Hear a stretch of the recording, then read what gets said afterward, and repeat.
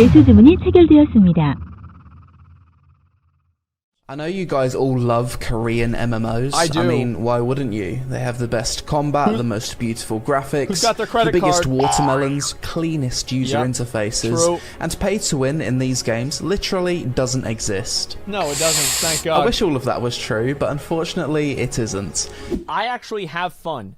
In every MMO that I play, I legitimately have fun at the beginning of the MMO. It doesn't matter if it's Lost Ark, New World, World of Warcraft expansion, Final Fantasy, whatever. Being all there together with the boys at the start of a new MMO, I think is a irreplaceable experience. And even if it's a bad MMO, I think that it's still fun. You get that honeymoon period, and it feels so fucking good. And that's worth playing the game. That's worth buying the game just on itself. I get more playtime out of that than I do with a lot of single player games. That's the truth. Here we go. In this video, we'll be taking a look at a new upcoming MMORPG that's been over 12 years in the making. That's a long time. Inspired by one of the most successful MMO. I always get a little bit skeptical about games that have been in development for like over 5 years, because I think that's one thing that happened with Diablo 3, is that Diablo 3 was in development hell forever, and then it never really came out, and then by the time it did release, a lot of the stuff was like kind of almost like DOA in terms of its like it was like not next gen, it wasn't like new.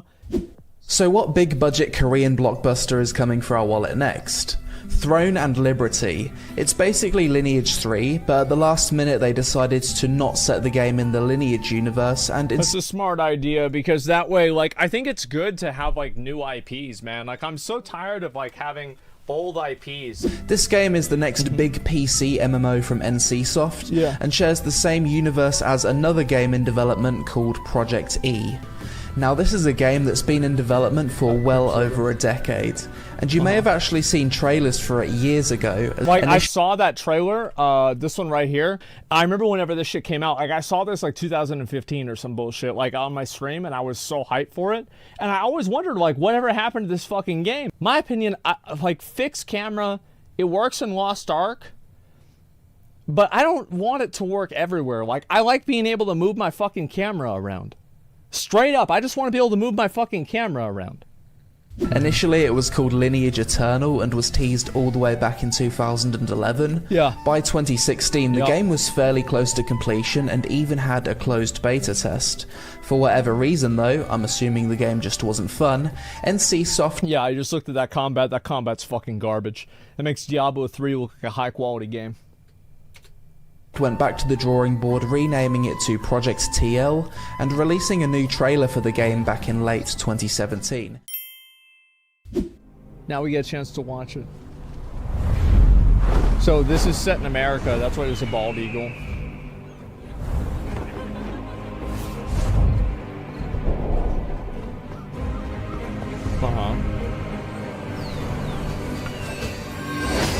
Okay.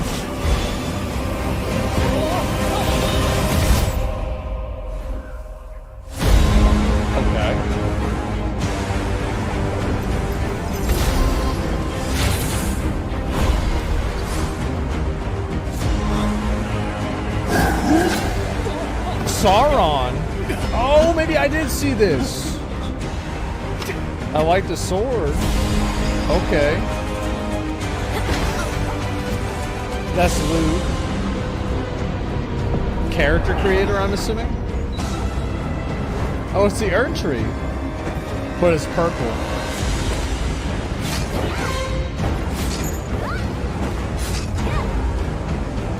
Okay.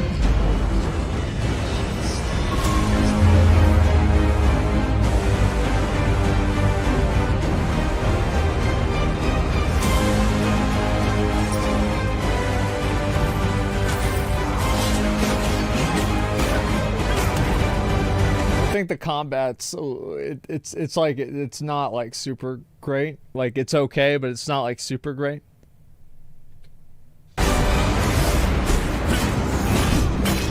Yeah, I'll try this game out for sure whenever it comes out, but like seeing that doesn't like, it looks good, yeah, but like It's not crazy. It's stiff? Yeah, it is. That's a really good way to say it. I like that. That was cool. Yeah, that was definitely cool. That's cool too. I like that. Yeah, the open world shit looks really cool.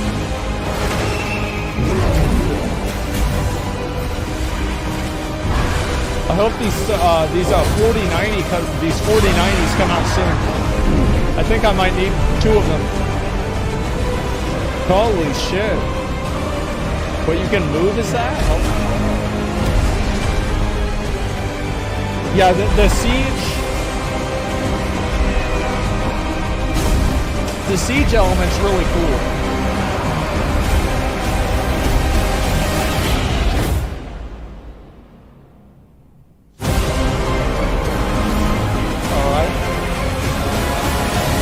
Yeah, the siege element was great. I thought that was really cool, but I don't really know how... The trailer starts with a big open landscape shot of a bird flying through a fairly standard-looking fantasy city. This city or town reminded me a lot of Hydael and Calpheon from Black Desert Online. Similar building design, similar color palette, instant BDO vibes. Character running through a desert, more BDO vibes, and this scene shows us that the game will have an active day-night cycle. Nighttime panning shot over a field of goblins. Perhaps this is an open world grinding spot. Next, our first look at an in-game cutscene. A character is sucked into a sacred tree where he's plunged into the abyss and seemingly gains some kind of magical power. Oh my God. He's attacked by a budget version of the Lich King. Then the camera pans out to third person in what appears to be a transition from cutscene to gameplay. Next, we see a level 2 female. I think Lost Ark does like fucking amazing job at turning cutscenes into gameplay. You know, like you do like the Siege of Lutera or something like that, and they even have it with some of the boss fights. Like they do such an incredible fucking job with it. I love it. Phaeton cutscene was awesome. Yeah. Character kicking open a treasure chest, and our first look at the in-game UI. Holy shit, this actually looks incredibly clean and minimalist for a Korean MMO. I love minimalist, clean UIs. I want to have as few things as possible on my screen, because I think the more things you have on your screen, the more complex the game is to follow. And I think, in my opinion, I think it's harder to design a clean and very well put together UI. It's harder to do that. Character opens the door and the camera focuses on the tree, which seems to be the same one he got sucked into in the previous cutscene. Now we're level 34, the character rolls on the floor when jumping from great heights. You can also vault over walls and obstacles in this game. User interface still looks incredibly minimal, this time with 3 abilities unlocked. There's also boats in this scene, so perhaps this game will also have arcade-like sailing. Level 45, and now we're grapple hooking around the environment. You can clearly see here that around the world, the small red flags indicate places you can grapple to. We also have an ESO-style compass on the top of the UI rather than... I in general don't like that, even though it's probably better for gameplay, because I feel like it's not as immersive, where they're, like, you know, you can look up somewhere and you can just, like, tell, like, oh, maybe I should try to grapple up there. I feel like the grappling feature in the game, it's... You know what game has a great grappling feature that's actually completely fucking, like, seamless? Is Sekiro. Sekiro has such an incredibly well done grappling system. It's actually insane. Yeah, Spider-Man for PS1. Good fucking point. That was amazing. This next clip really indicates to me that the game is fully open world. We're grinding mobs in a beautiful large open plains area. We can see mountains and large structures. I mean, that looks nice. I mean, like, let's go back just a little bit here. Like, this whole area looks pretty cool. You've got, obviously, like, some giant fucking tower, some shit like that. But yeah, I think this looks fine. Sure. We can see how loot and XP pops up upon kill, and our character has 1,259 healing pots on him. That's a lot of fucking healing pots. So I feel like the visual fidelity of the game is a little rough. Like, maybe it's on a low... I feel like what it is it's not optimized yet.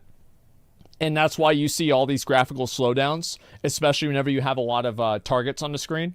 But it looks like it's not optimized at all. It reminds me a lot of like PUBG. Remember like in PUBG, even if you had like a really good computer, if you were like flying over the forest, it would still lag you. I really hope that's not what happens.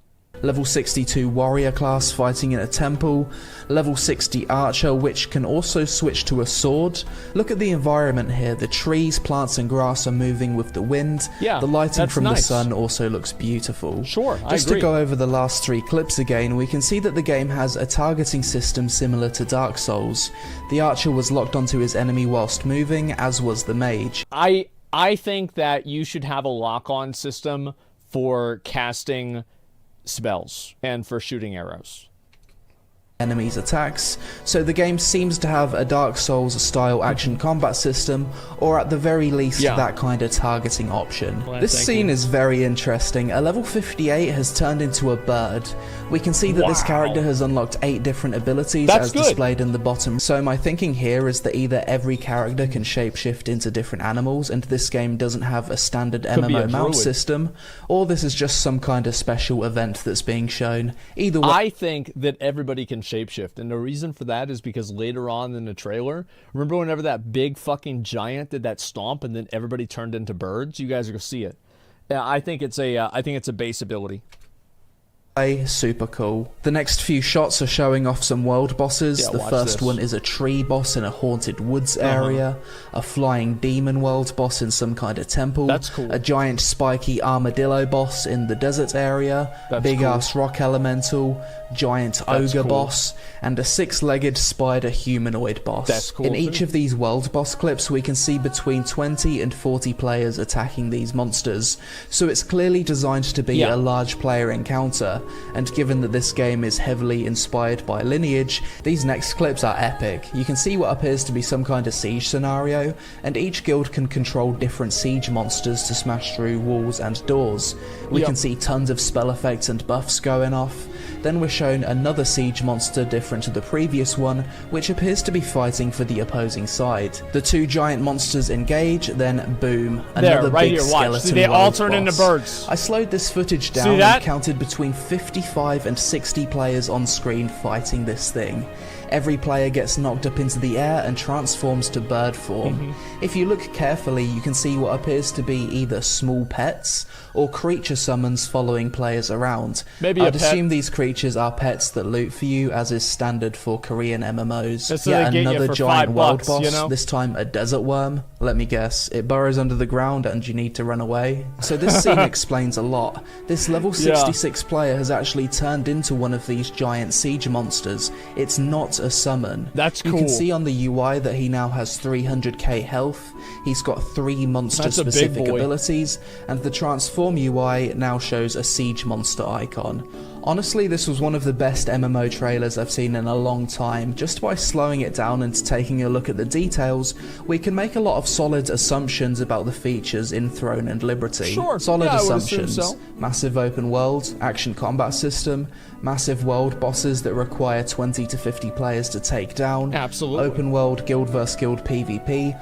Castle sieges where players can transform into different titans rather than using traditional siege equipment like battering rams and siege towers. Graphically, the game looks... In my opinion, I as like a big fan of medieval sieges, grew up playing Age of Empires 2. I just want to see the trebuchets, the catapults, and other types of like fantastical siege engines, you know? Like that's what I like seeing. Like the titans, like the Attack on Titan type stuff, like that's cool, right? But I also just like seeing catapults and shit like that, right? Like that's about it. To be either Unreal Engine 4 or Unreal Engine 5. Beautiful minimalist user interface, which is extremely rare in Korean MMOs. The game likely doesn't have normal MMO mounts. It seems every class can transform into birds, tigers, wolves, and so on. The highest level players shown in the trailer were level 66, which leads me to believe that the hard cap is level 70, or level 60 is the soft cap, but you can go beyond that with grinding like in BDO. Moving throughout the world in this game looks good. You can vault, roll, climb, and grapple by the looks of it.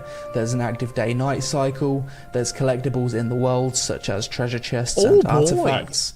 The only More playable race Mokuko shown in the seeds. trailer was humans, but the world has other races such as goblins, skeletons, and other traditional high fantasy creatures.